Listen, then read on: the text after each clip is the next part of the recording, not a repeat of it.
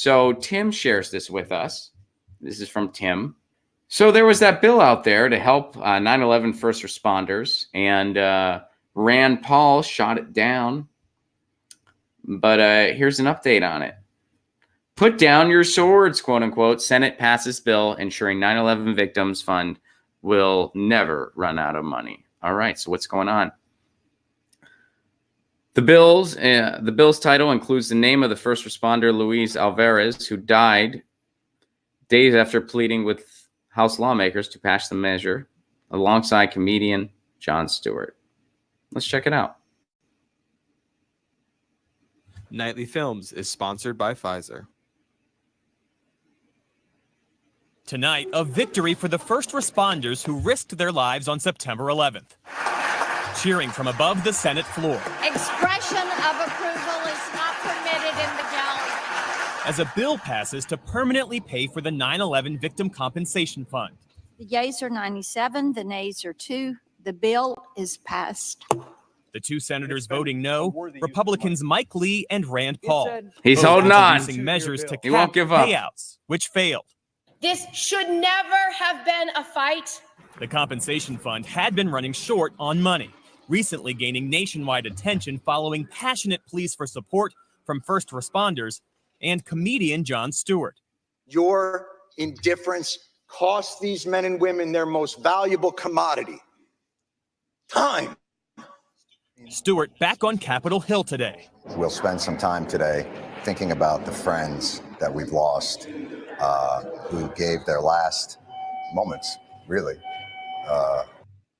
coming down to Washington and fighting. I just wanted to say real quick, there's a really funny picture of Jon Stewart where he's standing in the Senate building and Mitch McConnell walks past him. It's kind of a funny photo. I recommend checking it out. Anyway, let's hear more of what he has to say here. For their brothers and sisters. Luis Alvarez was one of them. The New York police detective spent months searching through the toxic rubble at Ground Zero. You made me come down here the day before my 69th round of chemo. Weeks later, Alvarez So died sad. of 9/11 related cancer. Today, his son David in Washington. I want to thank you for not forgetting him. Making sure lawmakers followed through on their promise to his father. Better sooner than now, but better late than never. Much needed relief for first responder Dennis Murphy, now battling cancer that spread to 7 parts of his body. Tomorrow, he'll have his 57th round of chemotherapy. This bill means a lot financially to a lot of people. To be honest with you, I'd give all the money up to be healthy. I think everybody feels the same way I do. The next step is for President Trump to sign the bill. A White House official says he's expected to do that in a Friday afternoon ceremony surrounded by some of these first responders.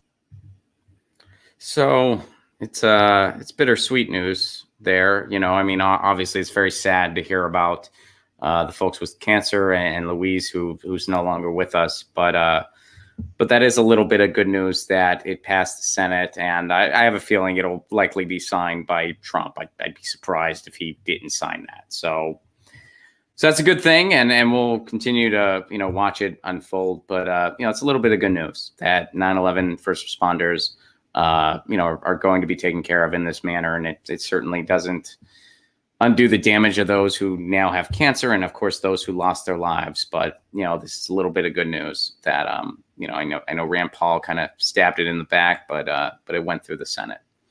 And Rand Paul held on. He was one of the 2 nay votes, but it's good that this happened. So there's some good news gotten. Get your news on with Ron. Don't you want to know what's going on? We're getting our news on today. Get your news on with Ron. Don't you want to know what's going on? We're getting our news on today.